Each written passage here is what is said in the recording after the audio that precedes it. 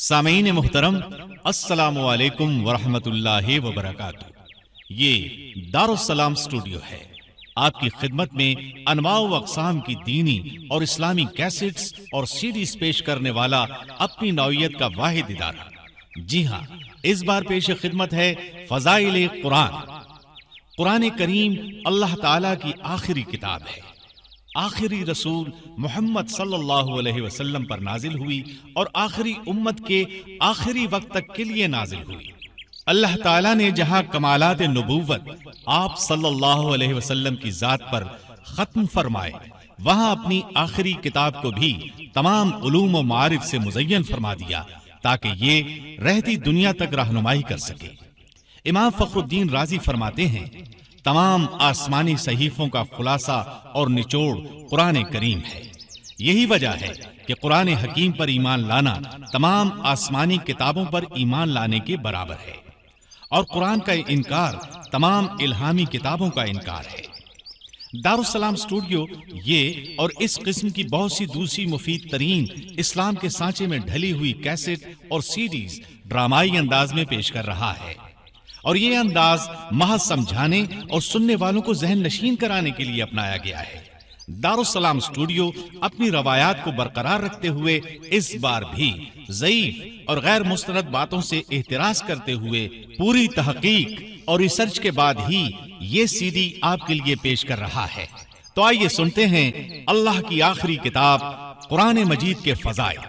پیشکش محمد طارق شاہد۔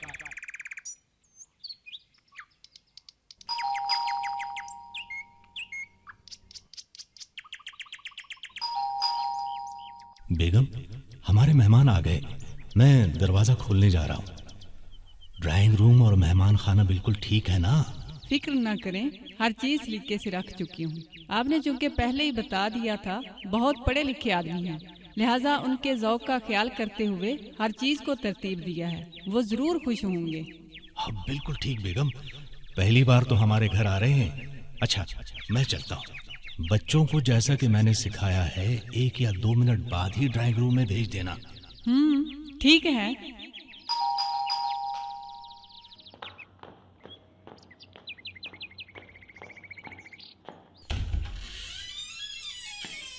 السلام علیکم، خوش آمدید میرے دوست، میرے بھائی ڈاکٹر عزیز احمد صاحب، تشریف لائیے۔ ہم آپ ہی کا انتظار کر رہے تھے۔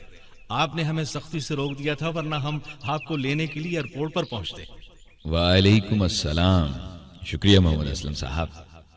میں اس بات کو پسند نہیں کرتا کہ میری وجہ سے چند افراد انتظار کی سولی پر لٹکے رہیں۔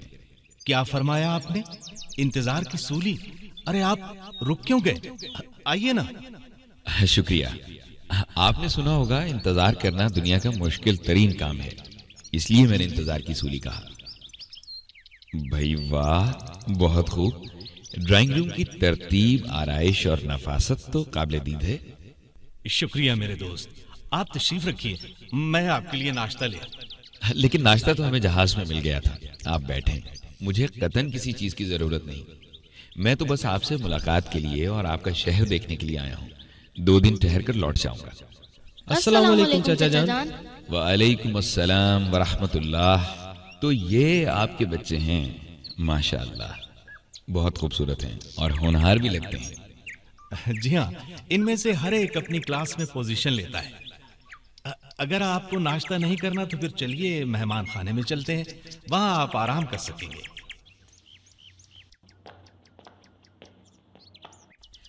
ماشاءاللہ، آپ کا مہمان خانہ تو بہت خوبصورت ہے، جدید ترین چیزوں سے آراستہ ہے۔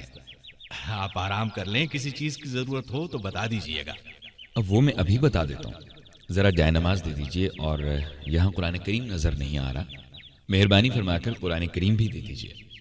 دراصل میں روزانہ صبح و شام تلاوت کرنے کا عادی ہوں، اور سفر کی وجہ سے صبح کی تلاوت ابھی تک نہیں کر سکا۔ جی، میں ابھی بھیجتا ہوں۔ آئیے بھائی، انکل کو آرام کرنے دیں۔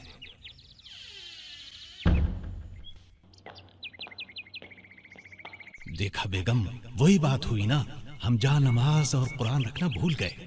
میں نے سوچا تھا بہت زیادہ پڑھے لکھے آدمی ہیں، نماز کیا پڑھتے ہوں گے؟ قرآن کی تلاوت کا تو خیر مجھے خیال تک نہیں گزرا۔ قرآن ہے کہاں؟ میں تلاش کرتی ہوں. ذرا جلدی تلاش کر لیں، وہ کیا سوچیں گے؟ مل جائے گا، بہت سنبھال کر رکھا ہوا ہے. ہاں بیگم، قرآن ملا یا نہیں؟ جی مل گیا، لیکن بڑی مشکل سے. ابو نے جہیز میں دیا تھا، اس روز کے بعد آج ہی نکالنے کی ضرورت پیش آئی ہے. یہ لیں، دے دیں ڈاکٹر صاحب کو. بہت قیمتی نسخہ ہے اور شاید سعودی عرب کا چھپا ہوا ہے. مہمان دیکھ کر ضرور خوش ہوں گے. ہاں کیوں نہیں. محمد اسلم میرے دوست، اب جب کہ ہم رات کا کھانا کھا چکے ہیں، نماز سے فارغ ہو چکے ہیں، کیوں نہ ہم کچھ باتیں کر لیں، ایسی باتیں جو ہمیشہ ہمارے کام آئیں. بھلا اس سے اچھی بات کیا ہو سکتی ہے؟ تو پھر آپ اپنے بچوں کو بھی بلوا لیں. بھابھی صاحبہ اگر درمیانی دروازہ تھوڑا سا کھول کر اس طرف بیٹھ جائیں تو ان کے لیے بھی بہتر ہوگا. اچھی بات ہے، میں ان سے بھی کہہ دیتا ہوں اور بچوں کو بھی بلا لیتا ہوں. پہلی بات تو یہ کہ کسی کو ایسی بات بتانا جس سے اس کی آخرت سمجھ جائے بہت بڑی نیکی کا کام ہے، لہٰذا دوسرے کو برا محسوس نہیں کرنا چاہیے. امید ہے آپ بھی برا محسوس نہیں کریں گے. بھلا ہم کیوں برا محسوس کرنے لگے؟ یہ اور بھی اچھی بات ہے. آپ اس قرآن مجید کو دیکھ رہے ہیں، یہ کس قدر خوبصورت کپڑے میں لپٹا ہوا ہے. شاید یہ بہترین مخمل ہے. قرآن مجید کا یہ نسخہ بھی بہت زیادہ قیمتی ہے. میں نے غلط تو نہیں کہا؟ بالکل نہیں میرے دوست. دراصل یہ آپ کی بھابھی کو ان کے والد نے جہیز میں دیا تھا. لیکن کیوں دیا تھا؟ جہیز میں عام طور پر ماں باپ اپنی بیٹیوں کو دیتے ہی ہیں. میرا سوال اپنی جگہ بدستور موجود ہے. ماں باپ اپنی بچیوں کو جہیز کے ساتھ قرآن کیوں دیتے ہیں؟ تاکہ میں بتاتا ہوں. تاکہ بچیاں اپنے خاوند کے گھر جا کر قرآن کو اور قرآن کی تلاوت کو بھول نہ جائیں، نئی زندگی میں کھو کر قرآن کے احکامات کو پس پشت نہ ڈال دیں. بالکل یہی بات ہے. تو آج ہم اس موقع سے فائدہ کیوں نہ اٹھائیں؟ قرآن کریم کے بارے میں کیوں نہ بات چیت کر لیں؟ میرے خیال میں اس کی بہت ضرورت ہے. اچھی بات ہے. شروع کرتا ہوں اللہ کے نام سے جو نہایت مہربان بہت رحم کرنے والا ہے. جس طرح ہمارے نبی صلی اللہ علیہ وسلم آخری نبی ہیں، اسی طرح ہم بھی آخری امت ہیں. اب قیامت تک نہ کسی کو نبوت ملے گی، نہ اس امت کے بعد کوئی امت پیدا ہوگی. لہذا نبی صلی اللہ علیہ وسلم پر اللہ نے جو اپنا کلام اتارا وہ بھی آخری کلام ٹھہرا. یعنی قرآن مجید اللہ کی آخری کتاب ہے، قیامت تک کے لیے ہے. کوئی کتاب اب آسمان سے نازل نہیں ہوگی، نہ آسمان سے اب وہی نازل ہوگی. مطلب یہ کہ ہمیں اب اسی قرآن پر عمل کرنا ہے. اس میں انسانوں کے لیے ہدایت ہے. انسانوں کو اندھیروں سے نکال کر روشنی کی طرف لانے کے لیے خاتم الانبیاء پر نازل کیا گیا. چنانچہ اللہ تعالیٰ ارشاد فرماتے ہیں، بے شک تمہارے پاس اللہ کی طرف سے نور اور روشن کتاب آ چکی ہے، جس سے اللہ اپنی رضا پر چلنے والوں کو سلامتی کے راستے دکھاتا ہے اور اپنے حکم سے اندھیروں سے نکال کر روشنی کی طرف لے جاتا ہے اور ان کو سیدھی راہ پر چلاتا ہے. لیکن ہم اس کے ذریعے اندھیروں سے کس طرح نکل سکتے ہیں؟ کیا صرف جہیز میں دینے سے یا اس کو قیمتی کپڑے میں لپیٹ کر رکھ دینے سے؟ جی نہیں، اس کی تلاوت کر کے، اس میں غور کرنے سے اور اس کے احکامات پر عمل کرنے سے ہی یہ مقصد حاصل ہو سکتا ہے. اللہ نے قرآن کریم میں جس چیز کو حلال کیا ہمارے لیے وہ حلال ہے، جس چیز کو بھی حرام قرار دیا وہ حرام ہے. ہم پر لازم ہے اس کی تلاوت کریں، اس طرح تلاوت کریں جس طرح تلاوت کا حق ہے. اس کے معنی، اس کے اوامر اور نواہی میں غور و فکر کریں.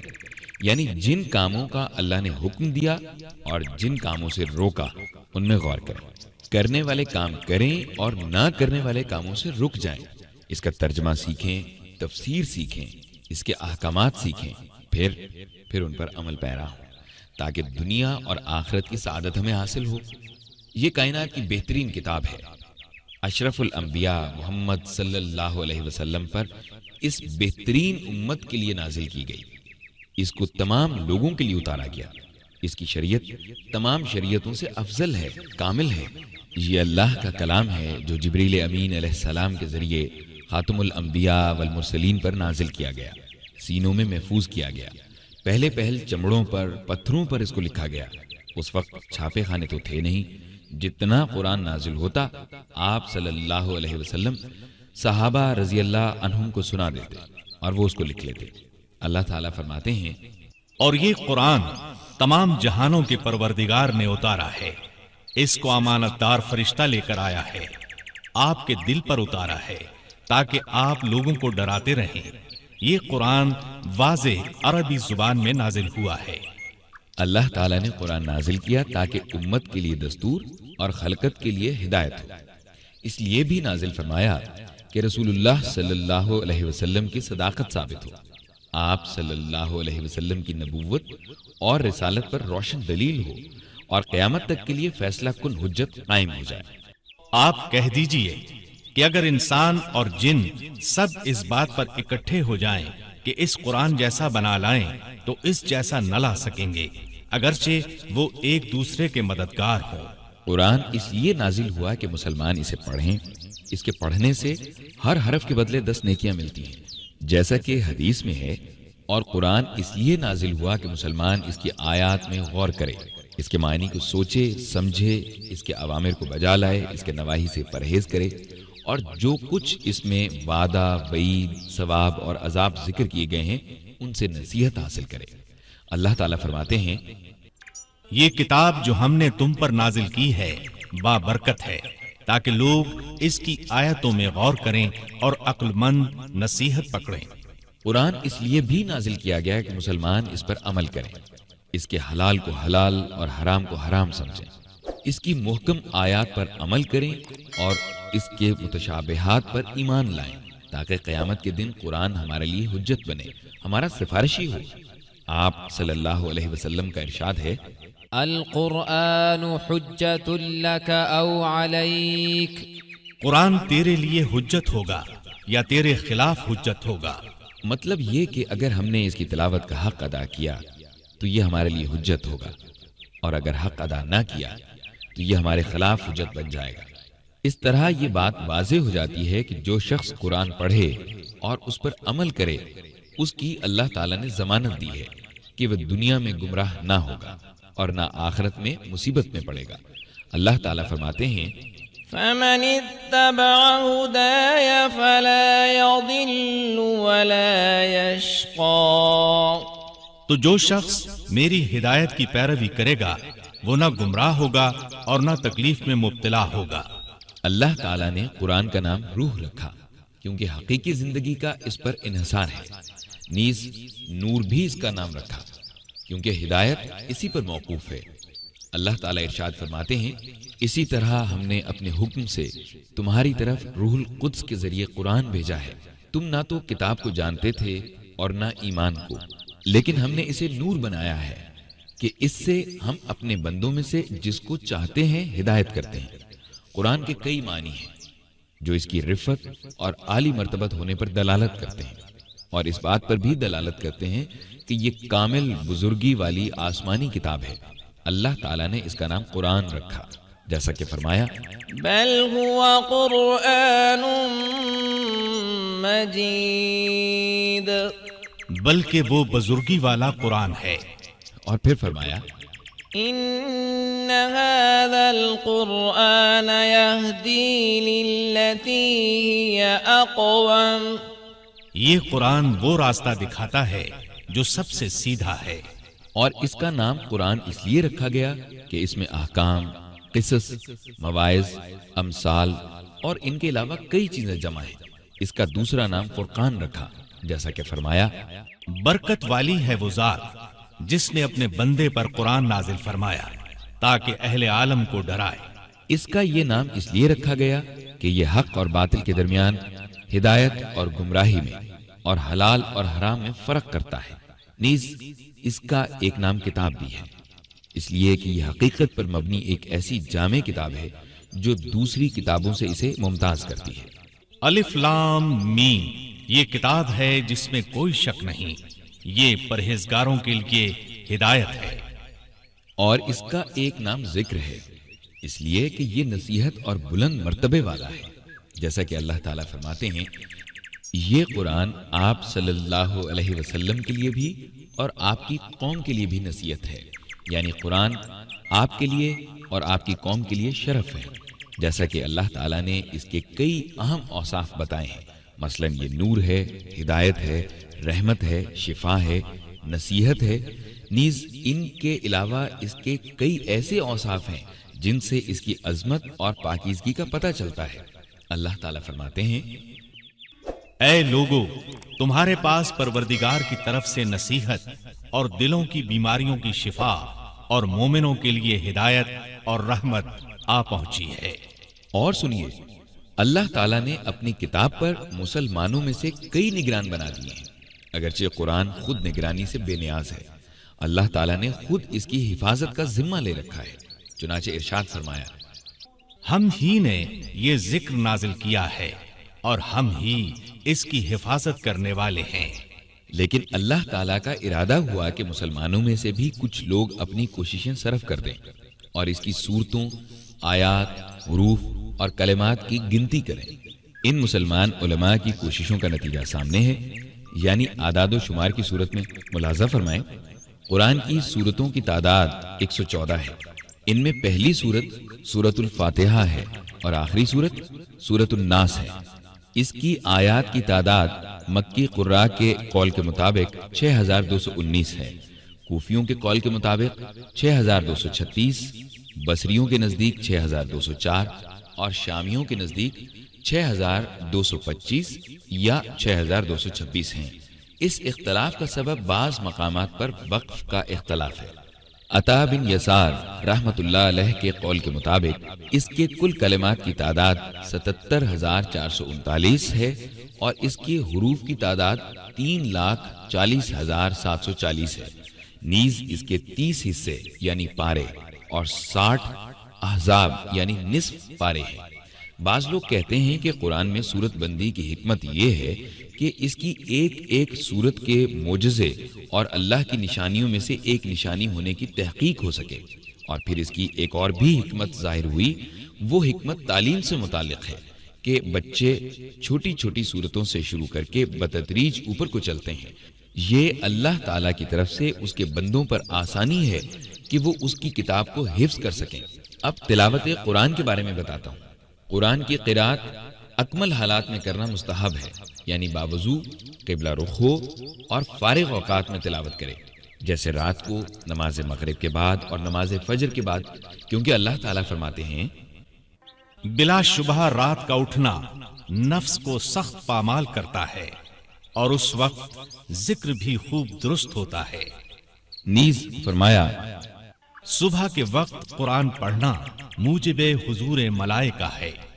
قرات کھڑے ہو کر، بیٹھ کر، لیٹے لیٹے، چلتے پھرتے اور سواری کی حالت میں سب طرح جائز ہے، کیونکہ اللہ تعالیٰ فرماتے ہیں، جو لوگ کھڑے ہو کر، بیٹھ کر اور اپنے پہلوؤں کے بل لیٹے اللہ کو یاد کرتے ہیں۔ لہذا قرآن کی بکثرت قرات کرتے رہنا مستحب ہے، خواہ رات کو ہو یا دن کو، صبح کو ہو یا شام کو۔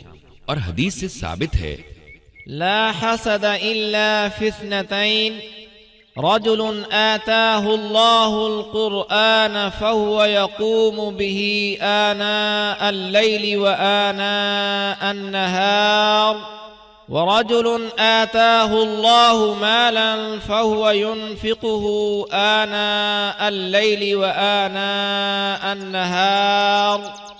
دو طرح کے آدمیوں کے سوا کسی پر رش کرنا جائز نہیں، ایک وہ جسے اللہ نے قرآن عطا کیا اور وہ رات اور دن کی کئی ساعت نماز میں قرآن پڑھتا ہے، دوسرا وہ جسے اللہ نے مال عطا کیا اور رات دن اسے خرچ کرتا ہے۔ اس حدیث میں لفظ حسد رشک کے معنی میں ہے، اور اس طرح حدیث قدسی میں ہے، من شغله القرآن عن مسألتي أعطيته أفضل ما أعطي السائلين، وفضل كلام الله على سائر الكلام كفضل الله على خلقه۔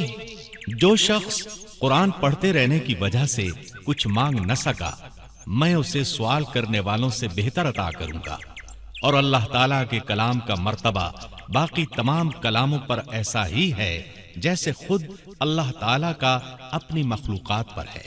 اور ٹھہر ٹھہر کر قرآن پڑھنا جلد جلد پڑھنے سے افضل ہے، اس طرح حروف واضح ہوتی ہیں۔ دل پر خوب اثر انداز ہوتے ہیں۔ اللہ تعالیٰ فرماتے ہیں وَرَتِّلِ الْقُرْآنَ تَرْتِيلًا، اور قرآن کو ٹھہر ٹھہر کر پڑھا کرو۔ قرآن اچھی آواز سے پڑھنا چاہیے، اس لیے کہ رسول اللہ صلی اللہ علیہ وسلم نے ارشاد فرمایا زَيِّنُوا الْقُرْآنَ بِأَصْوَاتِكُمْ، قرآن کو اچھی آواز کے ساتھ زینت دو۔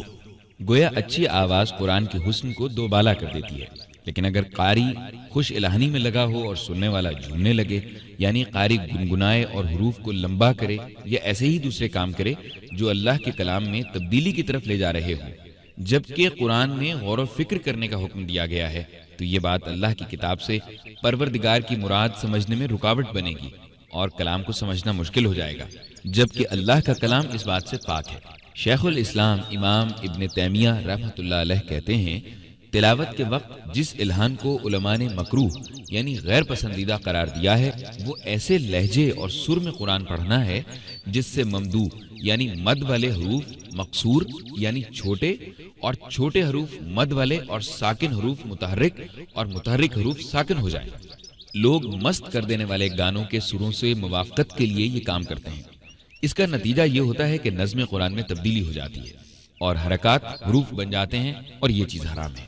اب رہا یہ سوال کہ روزانہ کتنا قرآن پڑھا جائے، تو اس سلسلے میں عرض ہے کہ ہر ہفتے میں ایک قرآن ختم کرنا مستحب ہے۔ ہر روز قرآن کریم سے 7واں حصہ پڑھ لینا چاہیے۔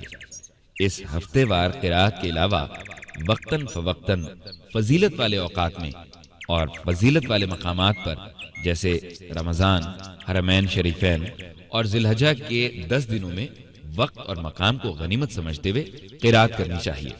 اگر ہر 3 دن میں قرآن پڑھے تو یہ زیادہ بہتر بات ہوگی، اس لیے کہ نبی صلی اللہ علیہ وسلم نے حضرت عبداللہ بن عمرو بن عاص سے فرمایا تھا ہر 3 دن میں قرآن ختم کرو۔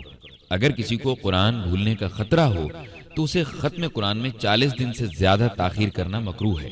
امام احمد کہتے ہیں جو شخص قرآن کو حفظ کرے پھر اس کو بھلا دے اس کے لیے سخت وعید آئی ہے۔ اللہ تعالیٰ نے قرآن کی قرات کو غور سے سننے اور خاموش رہنے کا حکم دیا ہے اور اس پر رحمت کا وعدہ فرمایا ہے۔ اور جب قرآن کو پڑھا جائے تو غور سے سنو اور خاموش رہو تاکہ تم پر رحم کیا جائے۔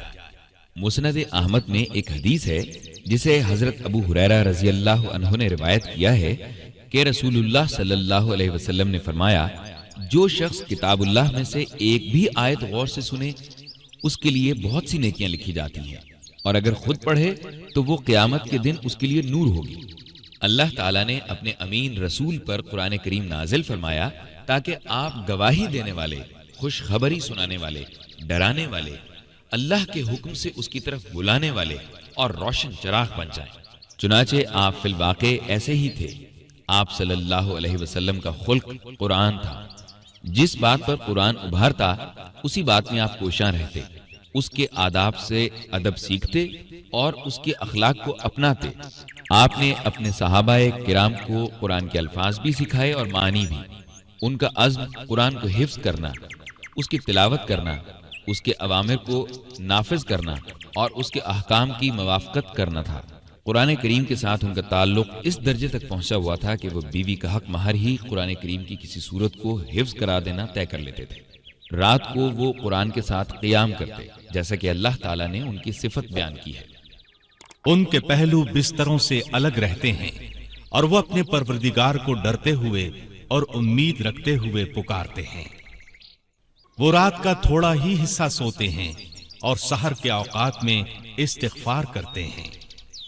رات کے اندھیروں میں صحابہ کرام کے گھروں کے پاس سے گزرنے والا ان کے قرآن کی تلاوت اور ان کے رونے کی ایسی آواز سنتا جیسے شہد کی مکھیاں بنبناتی ہیں۔ یہ اس لیے کہ وہ قرآن کے معنی میں غور کرتے اور اس کا اثر قبول کرتے تھے۔ صحابہ کرام نے ہر پہلو سے قرآن کے ساتھ تعلق قائم رکھا۔